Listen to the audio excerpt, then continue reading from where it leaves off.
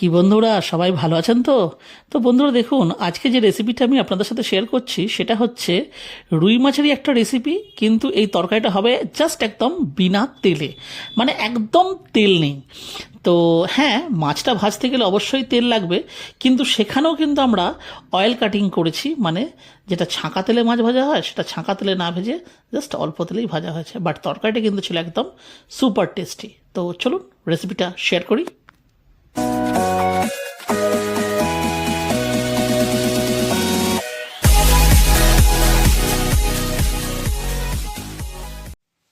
তো বন্ধুরা, এখানে দেখুন রুই মাছ বাড়িতে এনে কাটার ঝামেলা একটা থেকে যায় বলে বাজার থেকে একদম পিস করিয়ে এনেছি। পিসগুলোকে ভালো করে ধুয়ে টুয়ে নুন হলুদ মাখিয়ে এখানে রেখে দিয়েছি। আর যেহেতু এটা কম তেলে হবে তাই জন্য দেখুন নিয়ে নিয়েছি একটা ফ্রাইং প্যান, মানে এটা হচ্ছে নন স্টিকি। আর এতে যেটুকু সর্ষের তেল না দিলে এগুলো ভাজা যাবে না, জাস্ট অতটা পরিমাণে দিচ্ছি। আর দেখুন এখানে তেলটা গরম হয়ে গেছে, এবারে মাছের পিসগুলোকে এক এক করে ভেজে তুলে রাখবো।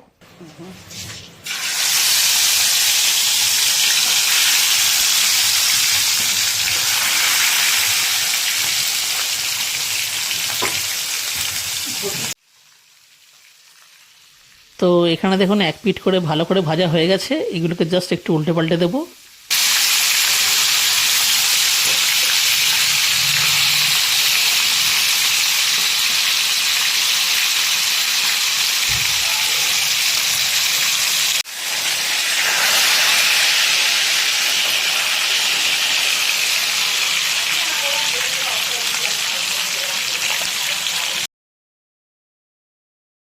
তো বন্ধুরা, মানে যেহেতু এটা ছাঁকা তেলে ঠিক ভাজা হলো না, কিন্তু তাও দেখুন প্রপার কিন্তু ভাজা হয়ে গেছে।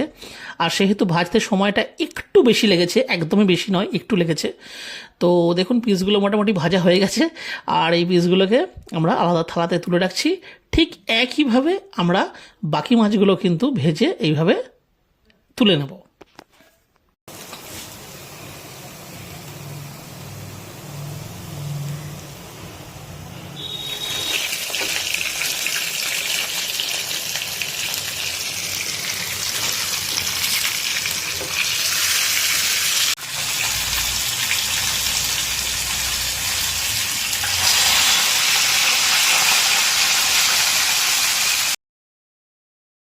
তো এখানে দেখুন ফাইনালি কিন্তু বাকি মাছের পিসগুলো কিন্তু ভাজা হয়ে গেল।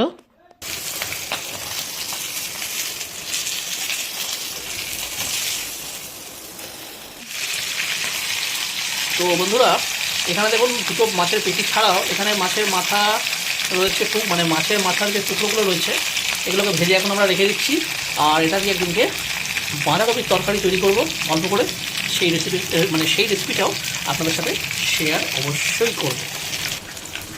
দেখুন মুড়োগুলো ভাজা হয়ে গেল, এবারে মুড়োগুলোকে তুলে রাখছি। এই যে এটাকে আলাদা মানে ঠান্ডা করে টিফিন বক্সে রেখে দেবো, রেখে এটা ফ্রিজারে রেখে দেবো।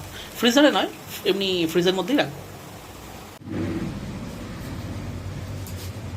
তো বন্ধুরা, এখানে একটা বিষয় একটু বলি, যে দেখুন মাছগুলো কিন্তু দেখে একদমই মনে হচ্ছে না যেটা ছাঁকা তেলে মাছ ভাজা নয়, মানে অল্প তেলে ভাজা হয়েছে। এই দেখুন, মানে কোনোভাবেই নয়। আর বন্ধুরা, মাছ ভাজা জাস্ট যেরকম দেখতে লাগে সেরকমই লাগছে, তবে হ্যাঁ ছাঁকা তেলে না ভেজে এটা অল্প অল্প তেল দিয়েই ভাজা হয়েছে।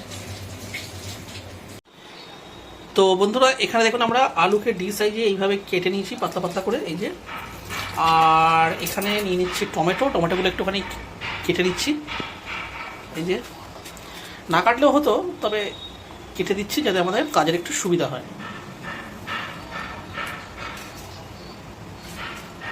আর বন্ধুরা, এটাকে এই আলু আর এই টমেটো এটাকে এখন আমরা দিয়ে দেবো প্রেশার কুকারে, জাস্ট নুন হলুদ দিয়ে একটু জল দিয়ে সেদ্ধ করে নেবো। এতে কিন্তু কোনো রকম কোনো তেল বা কিছু যাবে না। আর ঝালটা তো প্রেফারেন্সের ব্যাপার, তবে আমরা এতে দুটো কাঁচা লঙ্কা চিড়ে দিয়ে দেবো।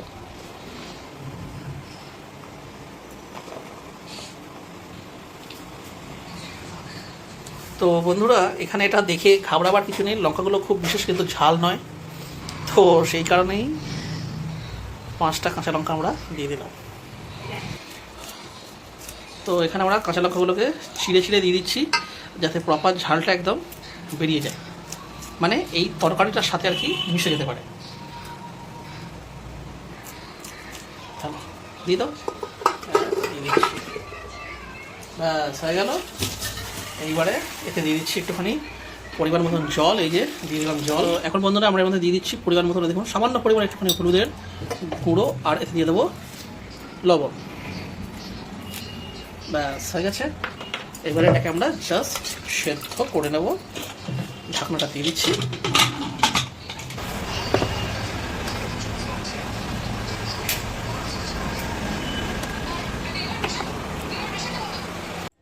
তো এখানে দেখুন নিয়ে নিয়েছি একটা কড়াই, আর মাছ ভাজার যে তেলটা ছিল সেটাই জাস্ট ছোটো চায়ের চামচের 2 চামচ তেল নিলাম, আর ওটা যেই গরম হয়ে গেল ওর উপরে দিয়ে দিলাম এই দেখুন 5 ফোড়ন।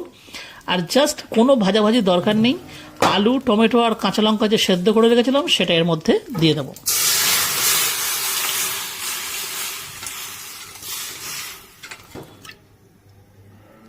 এইবারে এতে অ্যাড করে দিচ্ছি আরেকটু পরিমাণ জল,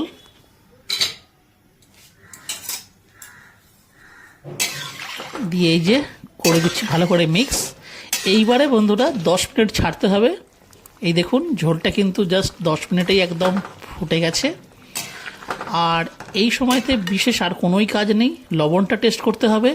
আর এই যে তার আগে এই যে ভেজে রাখা যে মাছগুলো এইগুলোকে এই ঝোলটার মধ্যে আস্তে আস্তে দিয়ে দিতে হবে। তো বন্ধুরা আমি এটা প্রেফার করব যে, বা এটা আমি আপনাদের কাছে অনুরোধ জানাচ্ছি যে আগে মাছটা দিয়ে নেবেন, কারণ মাছ ভাজাতে যেহেতু নুন হলুদ দুটোই দেওয়া ছিল, সুতরাং এই মাছ ভাজাতে কিন্তু নুন রয়েছে। আর এই ঝোলটা কতটা পরিমাণ কি নুন অ্যাবজর্ব করবে সেটা আগে দেখে নিয়ে তারপরে প্রয়োজনে এতে আরও নুন অ্যাড করবেন। নুন তো অবশ্যই অ্যাড করতে হবে, কারণ যেহেতু জল অ্যাড হয়েছে সুতরাং নুনও আরেকটু অ্যাড করতে হবে। তো দেখুন এখানে মাছগুলোকে ভালোভাবে দেখুন ঝোলের মধ্যে ডুবিয়ে দেওয়া হয়ে গেল। যদি কোনো টমেটোর বড় অংশ পেয়ে যান তাহলে সেটাকে এরম জাস্ট খুন্তির সাহায্যে একটুখানি পেস্ট করে দিলেই হবে।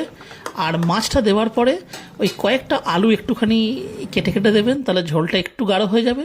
এ দেখুন মাছ দিয়ে জাস্ট এইভাবে যেই ফুটে উঠবে, আর বিশেষ কোনোই কাজ নেই।